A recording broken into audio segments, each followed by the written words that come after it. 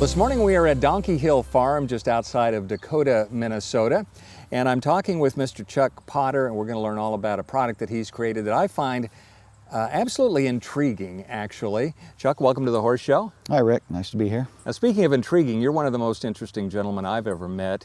Career military, a bodyguard professionally. Then you became a farrier and an inventor. How did that happen?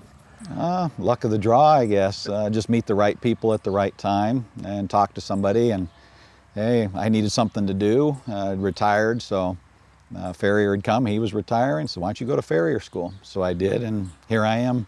Did you have a particular interest in horses and No. donkeys? Just something you wanted to try, huh? Yeah, I just figured I'd give it a try and see, and it's actually one of the favorite jobs I've ever had.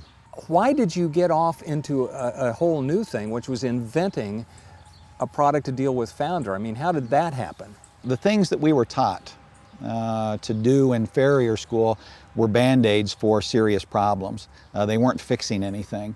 So we started looking for a way to actually fix problems that horses were being put down for.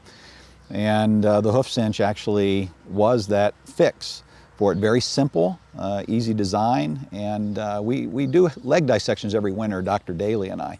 She's part of the hoofcinch company, and she and I, we do these, get them cut open and start looking in there, and we found these problems. We thought we were going at the right way, and we found out we weren't. And I mean, just the simple process of going from the front of the hoof instead of from the bottom to take care of founder and laminitic horses seemed to be the ticket. And once we started testing things, we found out it works. The hoofcinch is designed to address a particular problem. It's not just any kind of a lameness, it's a particular problem. What is that? Laminitis and founder. It's the only thing it works on. We tested it on ring bone, side bone, navicular, anything that there was a pain in the foot.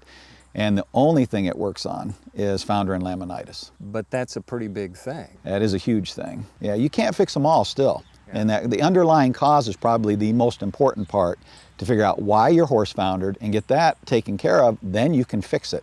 If you don't take care of the underlying cause and you leave a metabolic syndrome or whatever's causing your horse to founder, you don't take care of that, you are not going to fix them. So this is part of the solution? It's part of the solution, exactly. For people who may not know what we mean by founder, can you kind of give us a quick definition of what founder is in a horse? Founder's when the coffin bone, or P3, rotates down and away from the hoof wall.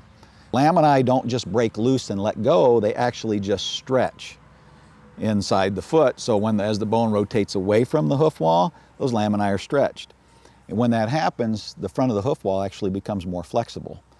And what we're doing is taking advantage of that extra flex that has been created in the front of the hoof wall to relieve the pain on the lamini by not allowing that hoof wall to flex in and out when the horse bears weight.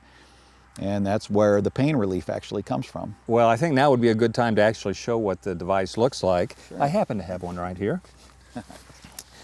And let's just take it out of the package here so we can see what we've got. Now this is a hoof cinch. And you can see, it might look a little bit familiar if you've ever put a hose clamp on a radiator hose or something. You go, oh, I recognize that part right there. And by the way, it fits around the hoof and attaches, and we're going to demonstrate this in a few moments, and cinches down, hence the name. Right. What gave you the idea to use this kind of a device for that? Well, we had other designs initially, but they were just dangerous, and we had to figure out a way where people cannot hurt their horse. So let's say you get they come out and they look at your horse and say, hey, we think it's foundered, and you put this on the horse and it's not really foundered, you can't hurt it. Okay. So even if it's just side bone, ring bone, arthritis, whatever the problem is, and you put that on there, it won't hurt the horse.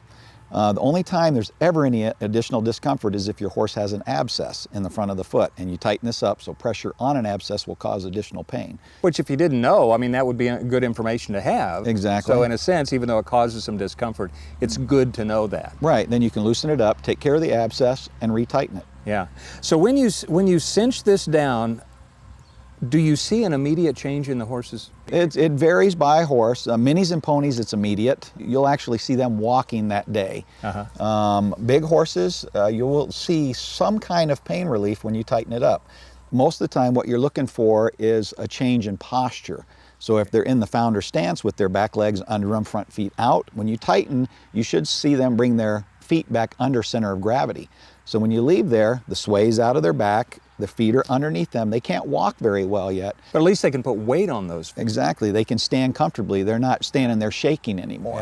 Yeah. It stops that. Now, when you go to start putting this on a horse's foot, and he's already kind of worried about the pain that he's feeling, how do you convince him he's not, to just stand there and allow you to do this? Because you've got to screw these down onto the... Right, and it's pain-free. They're very short screws, so there's But he no doesn't know pain. that. Yeah, the biggest thing is to run whatever apparatus you're going to use to attach. If you're using a drill or whatever, run it by the horse's leg and foot to make sure they're not going to Desensitize react, and jump on top of you when you're trying to put that on them.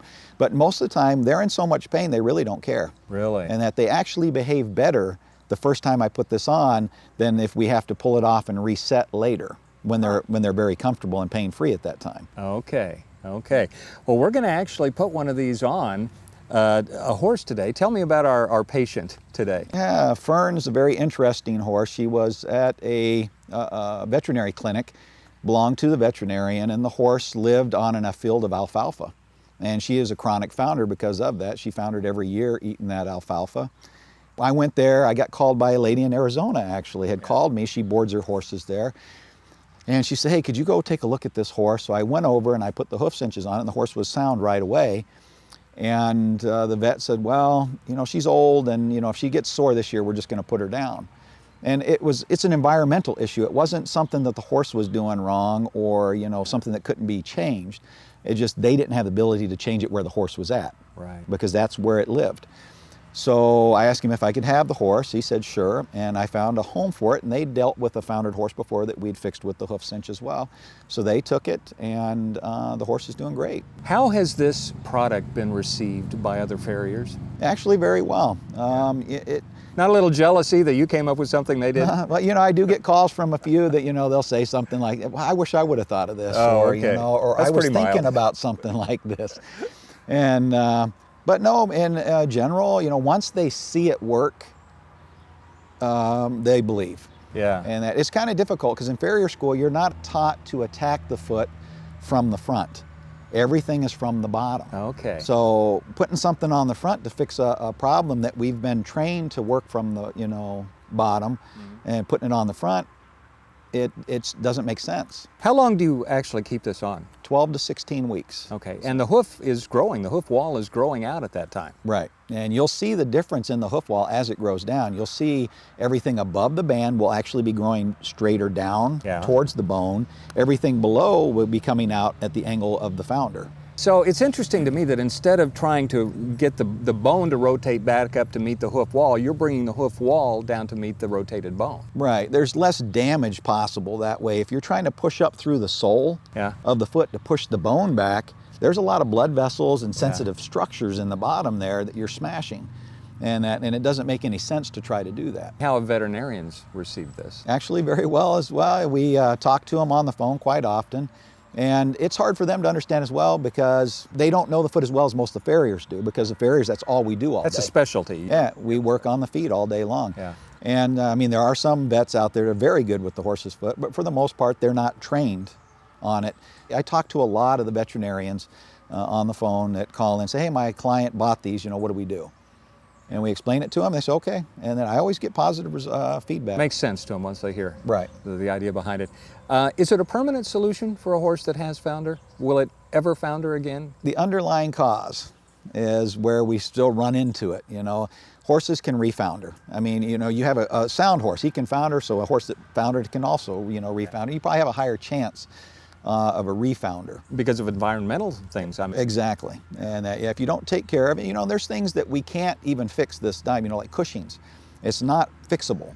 And that we try to maintain. We give them drugs and, try diet and exercise changes to try to help them. But they, every 2 or 3 years, they'll get a little sore. And I have clients on my roster that are that way. Their foundered horses get sore every once in a while. And as soon as they do, we put the cinches on, they're good. They get through the episode and we take them back off.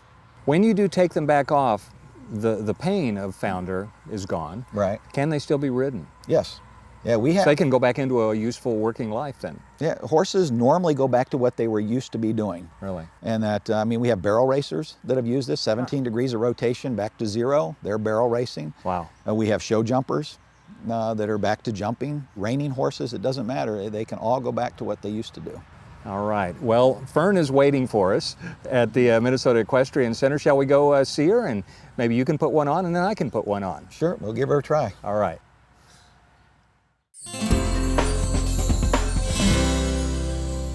So this is the famous Fern, huh? This is Fern. She's very sound. I mean, they trail ride her and everything now. We did the hoof cinches in April. She was at about 17 to 20 degrees on both front feet. And as soon as we put the hoof cinches on, she would look like she was fixed, but you know, it takes a while for everything to grow down. And at this point, she's actually fixed. She can run and barrel and do everything. So she will just be our model for this. She's not really going to benefit that much from it. Right, yeah, just use her for a hoof model. Okay. So where do you start? Well, if we're going to treat her like she's an acute case, okay? If she can't pick her feet up, we're not going to do anything. If you can't get in, you can't pick the feet up, you can't trim them.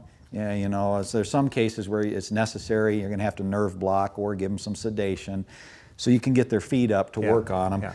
But we're going to treat her like she's an acute case. What we normally do with the hoof cinch is we come into an acute case, we put the cinch on, and we come back a couple days later when she can bear weight on the feet, and then we trim her. After that. Okay. And we'll just treat her that way. We'll just leave her feet on the ground, have her just stand. They can be laying down, whatever. You can come to a horse that's laying there moaning and just screw these on, and next day they'll be up. They might not be able to walk well yet, but you can see that there's pain relief. All right. And you've got a cordless drill there.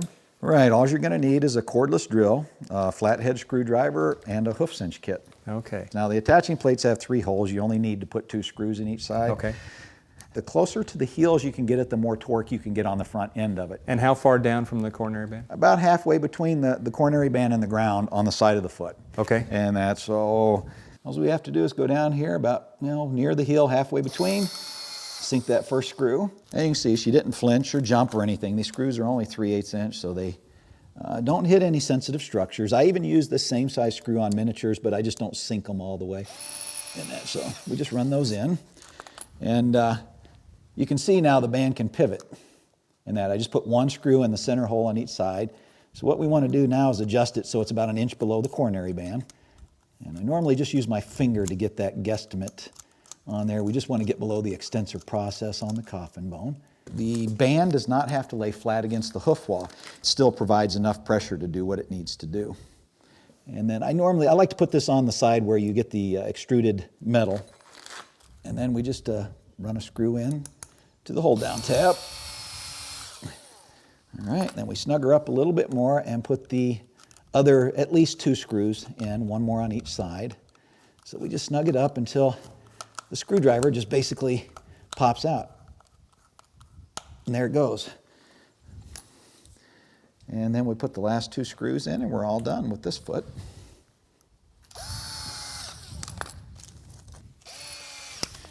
And that's how easy it is to install the hoof cinch. That is pretty easy. Can I try one? Sure. All right, I've got all my tools here. I've got the drill with the proper size bit. I've got my flathead screwdriver. I've got the hoof cinch and the screws. And Chuck, you tell me if I get off track here, okay? Okay. All right. Now this is the right hoof cinch to use because the screw is on this side and the lettering is so you read it correctly from the front. Right. So I want to kind of bend it a little bit to make it a little bit easier. And I'm going to start on this close side and just kind of see how it fits like that. I usually use the center hole. This is weird drilling into the foot, but she didn't flinch. Nope, you won't hurt her. Okay, so around that side. Looks good though.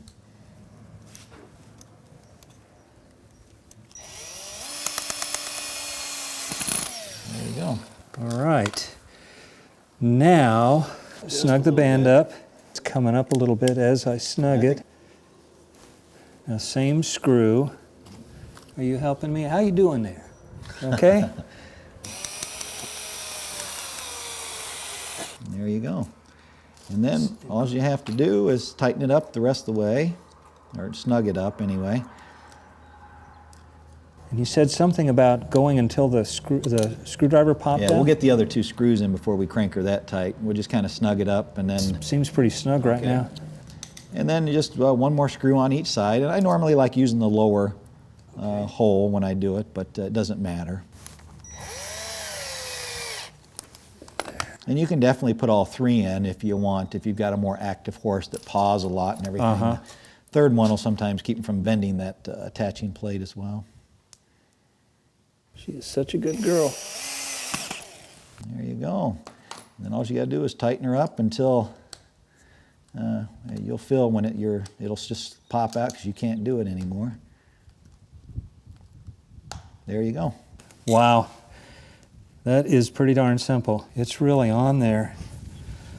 Once it's installed, what's it actually doing right from the first moment it's on there? It's just stabilizing the hoof capsule. It's stopping that inward and outward flex every time the horse bears weight.